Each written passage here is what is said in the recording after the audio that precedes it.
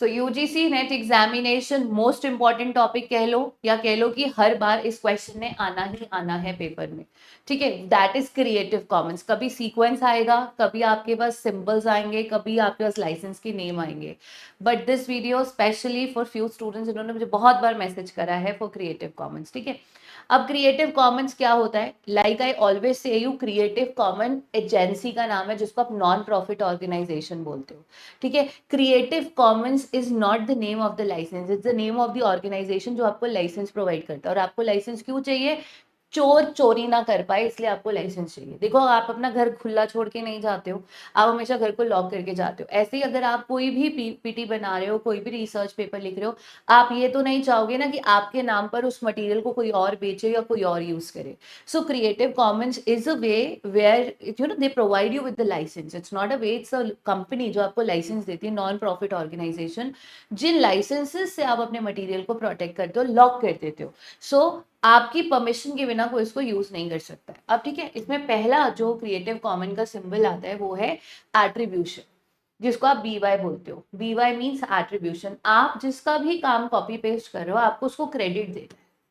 Very simple, मान लीजिए आपने मेरा काम कॉपी पेस्ट किया, आप मुझे क्रेडिट देंगे, ठीक है। ऐसे मीन्स शेयर अलाइक, इसका सिंबल है उल्टा सी।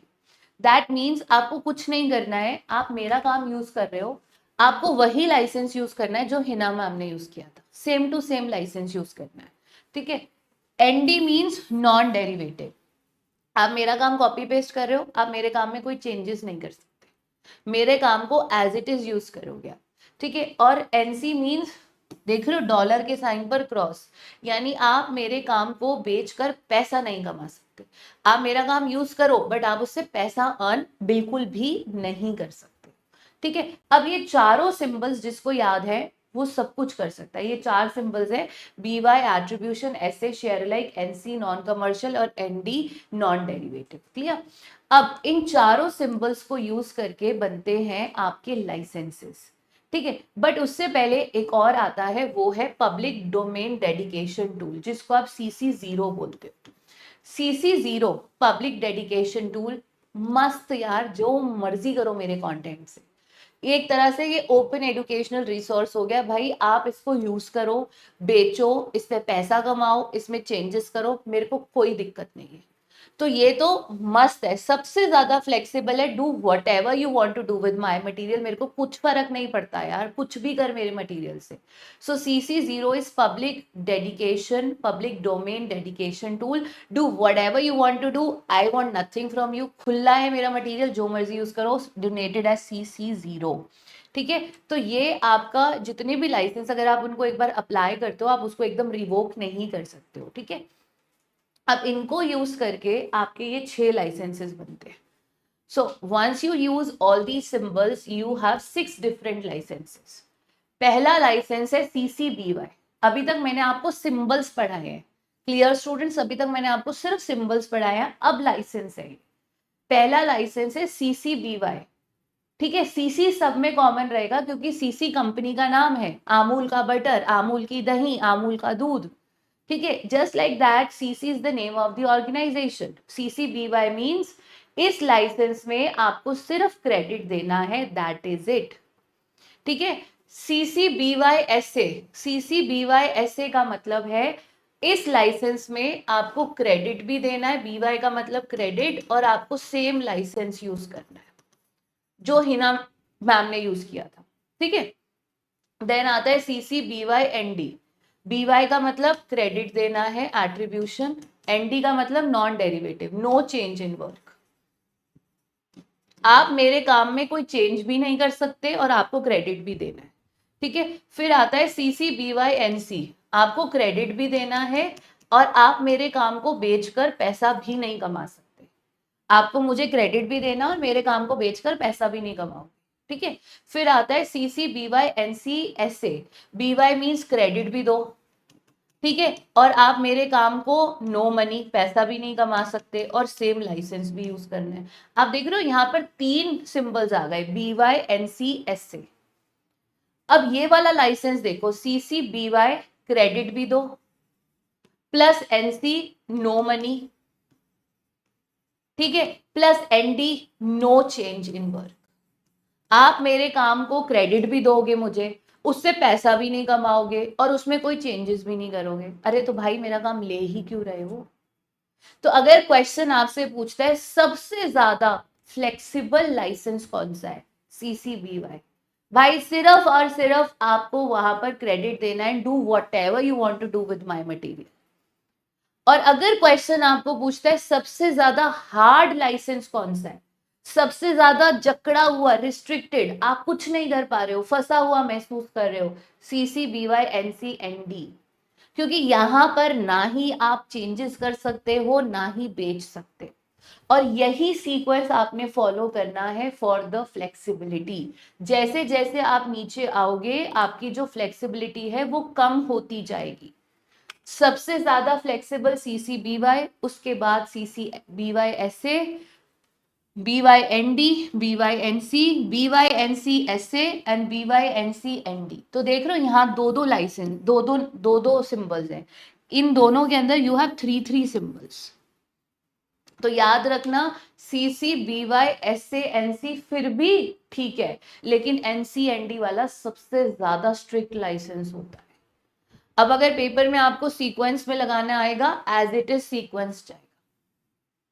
Is this clear? ऐसा कौन सा सिंबल है जो सब में रिपीट हो रहा है, विच इज दैट सिंबल जो सब में रिपीट हो रहा है?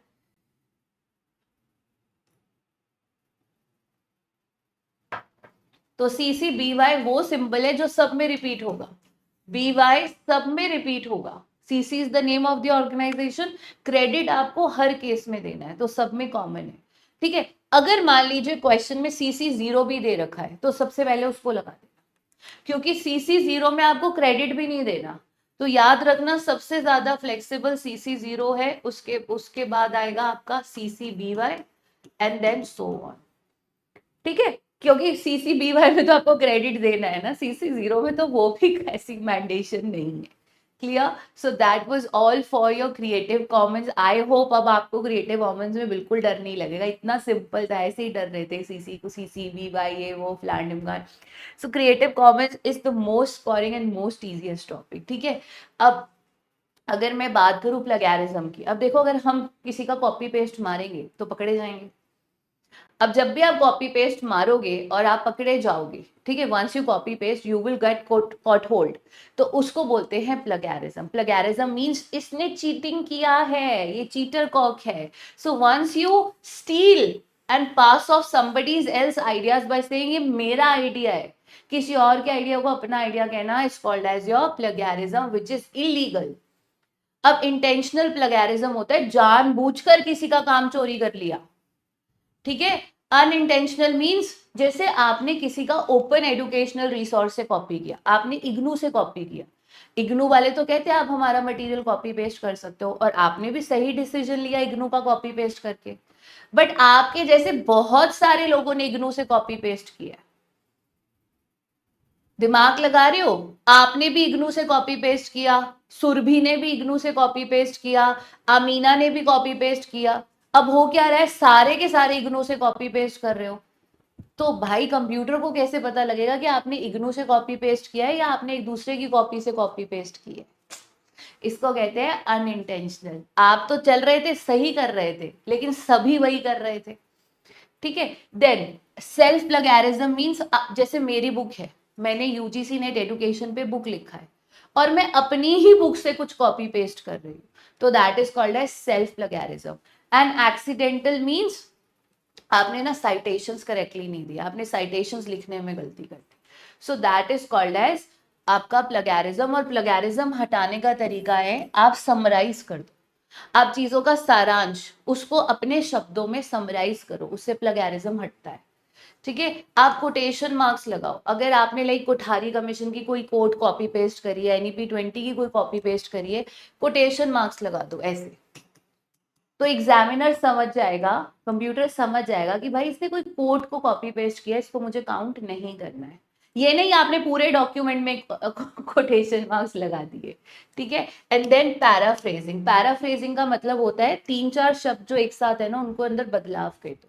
जैसे माई नेम इज हिना, उसकी जगह आपने लिख दिया हिना इज माई नेम, इसको बोलते हैं पैराफ्रेजिंग, शब्दों का हेर फेर कर दिया। ठीक है। सो अब आप मुझे एक क्वेश्चन अब करो ये वाला। Now you give me the answer for this question. चलो सभी लोग अब इस क्वेश्चन का आंसर दो। Now this is your homework, आपको सबको इसको क्वेश्चन का आंसर देना है, बट उससे पहले एक जेंटल रिमाइंडर, इस 200 धुरंधर सवाल को देखे बिना एग्जाम हॉल में नहीं जाना है। ये 200 धुरंधर सवाल देखकर ही एग्जाम हॉल में जाना है, और ये पूरी प्लेलिस्ट को कवर करना है, बिकॉज ये playlist is very important, very very important playlist. आपका पेपर इसी प्लेलिस्ट से बनेगा, ये मैं आपको लिख के दे रही हूँ। यूजीसी नेट एजुकेशन जून 2026, 23 जून का पेपर हिना मैम की इसी प्लेलिस्ट से बनेगा।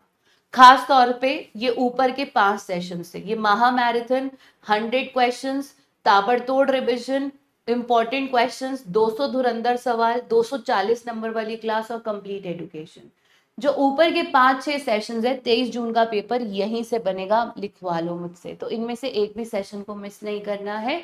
200 धुरंधर सवाल बहुत इंपॉर्टेंट फॉर योर क्लास। चलो अब बताओ इसका आंसर सभी लोग।